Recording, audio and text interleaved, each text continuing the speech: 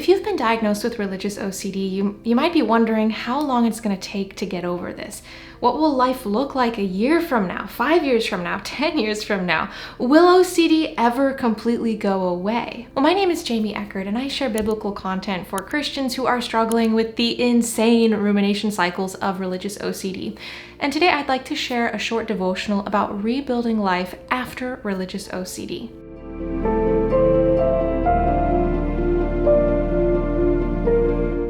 Let's talk about statistics for just a moment. Now, there are very loose statistics out there. I mean, it depends on who you ask and what websites you look at. But one that I've seen is that about 20% of people with OCD will experience a full remission where they just kiss OCD goodbye, treatment goes very well, and they never see symptoms again. Only about 20%.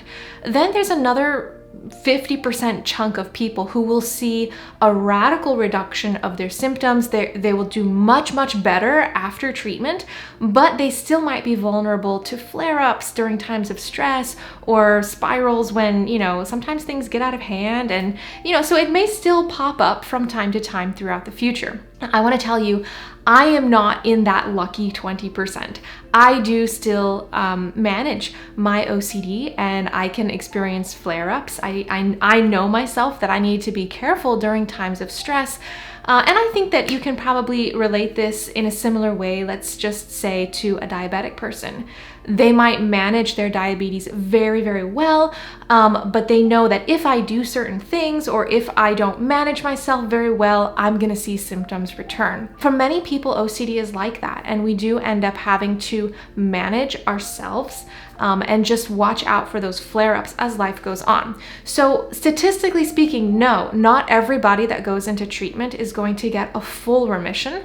However, there's a pretty good chance that you will either have that full remission or have a really good reduction in symptoms so that OCD is not really bothering you that bad anymore. A lot of the people that I've worked with in the scrupulosity recovery community can be a little bit discouraged when they're like working really hard at recovery and they are faithfully seeing their therapist. They might in some cases be taking medication. They're doing their exposures and they're working very hard towards recovery, but they still may have some symptoms. Granted, we do see those symptoms reduce, and that's very encouraging.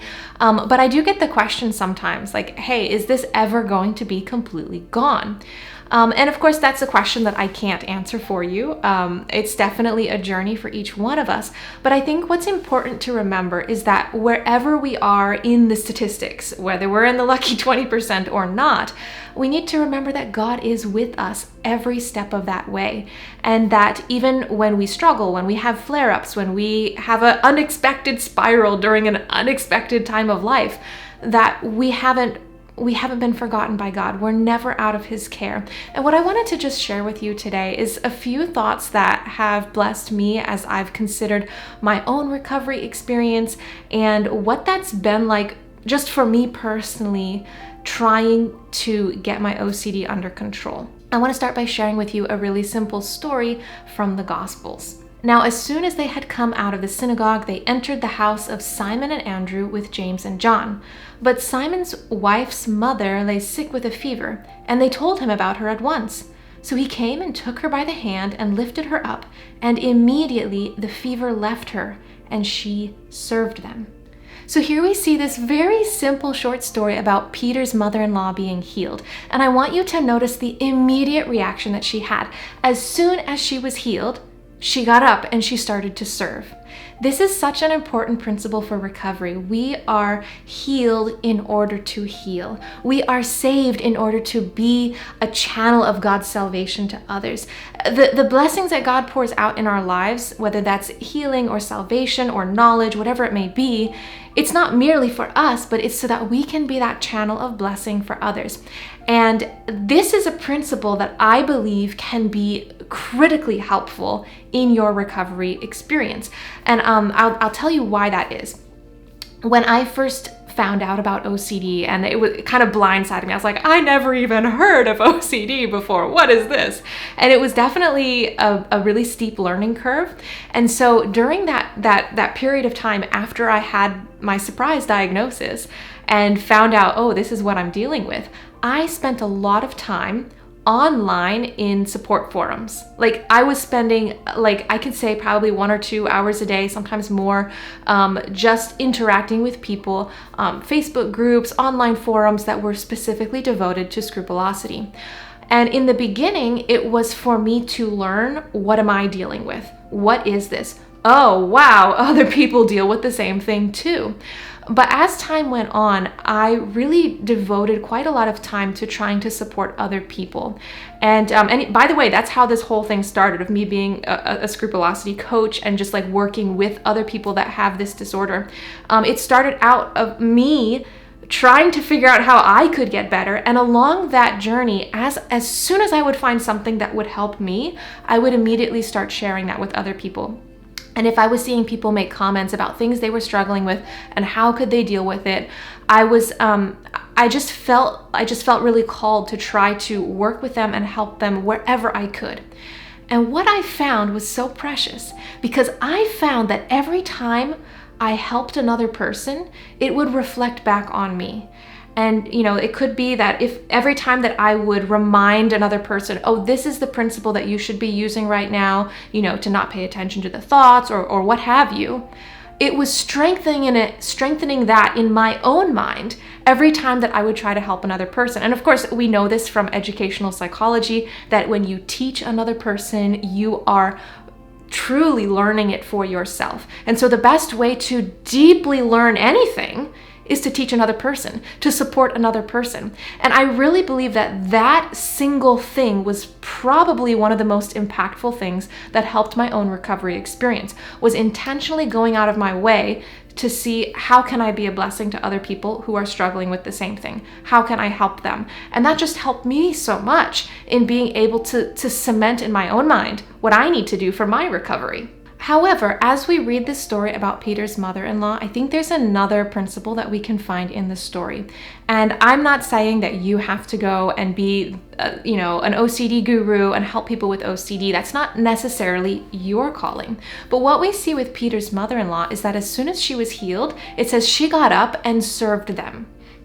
What does that mean, that she served them? What was she serving them in? Probably she was like making food for them or some sort of hospitality gesture.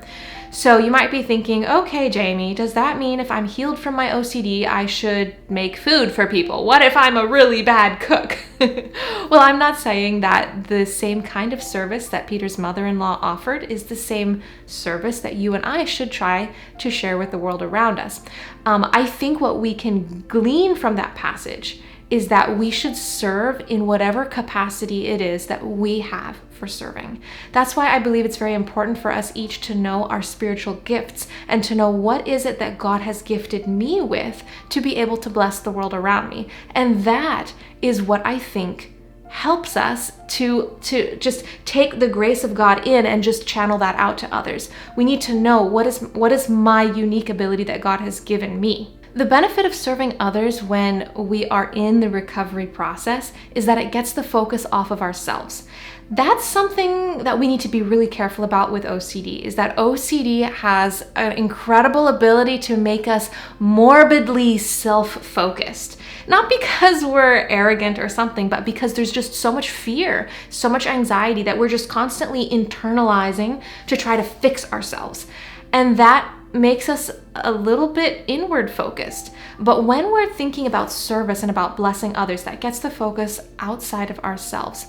And, in the beginning, my husband would be encouraging me to do things to help other people. And I would notice that it would really make me feel better right away if I would just, as soon as I would start to get anxious and start to feel a little bit compulsive, I would try to do something for another person. Like, oh, you know what? I see my friend here. She just needs a word of encouragement, or he needs some help with his child or something like this. And I would just help. And I found that immediately made me feel better. And part of that, of course, is the externalizing outside of our own morbid rumination zone. But there really is a blessing in reaching out to help. And I used to talk to my husband and I would say, like, I don't think I can help other people. Like, I have so many problems to deal with right now. How can I help another person, let's say, that has scrupulosity? I'm not fully cured yet. How can I help them? And he used to tell me a word of advice that I've not forgotten. He used to say, look, Jamie, you don't need to be fully cured in order to help other people. You just need to be one step ahead of where they are so that you can show them what that next step is. And that's what I'm saying. You don't have to be perfectly healed in order to be a blessing to others. You just are one step ahead of them. And I've heard these beautiful stories from some of my clients or some of the people in our group coaching environment where they've shared with me that, you know what, I am just starting my journey of recovery. And I don't even know all the boundaries of what OCD is and how this works, but I have a friend. And I noticed that my friend seems to be dealing with the same symptoms as me. So I told my friend about scrupulosity, and now they're able to start getting help that they need. Well, that's so simple. I mean, you didn't tell them how to be cured. You just told them, hey, I think you might be dealing with something called scrupulosity. That in and of itself is is just like the mind-blowing moment that we all need in order to start our recovery process. You don't need to be fully cured to do that for another person. You don't need to be you don't need to be in perfect mental health in order to encourage somebody that's having a bad day or in order to give a smile to somebody. So again, I think, yes, it is important to know our spiritual gifts. And if you don't immediately, this is a caveat here, if you don't immediately know what your spiritual gift is, and if you're taking more than a couple of minutes to figure that out, I do recommend spending a little bit of time with that. Maybe go online and take a spiritual gifts inventory test. Those are great for just generating ideas and helping you identify your unique skills and gifts that God has given you. Or talk to your pastor, your spouse, your family, and ask them, what do you think I'm good at? What has God gifted me in? And then you can just be focusing on those things. But again, you do not need to be perfectly cured and in this magical place of perfect mental health in order to be a blessing to other people. If that was the case, there would be very few people in this world who could actually help other people. There's really nobody in this world that's perfectly mentally whole. We're all broken in some way. Some people, yes, might be more broken than others, but the reality is that we all have struggles. So you don't have to be perfect to bless other people. You just need to do it. And God will work through your efforts to really be a blessing and a means of uplifting to others. And with that in mind, I want to share another Bible passage, just one more, that I feel like encapsulates this topic really, really well. Blessed be the God and Father of our Lord Jesus Christ, the Father of mercies and God of all comfort, who comforts us in all our tribulation, that we may be able to comfort those who are in any trouble, with the comfort with which we ourselves are comforted by God. For as the sufferings of Christ abound in us, so our consolation also abounds through Christ. Now if we are afflicted, it is for your consolation and salvation, which is effective for enduring the same sufferings which we also suffered. Or if we are comforted, it is for your consolation and salvation. I believe all of us at some level have received comfort and consolation from God.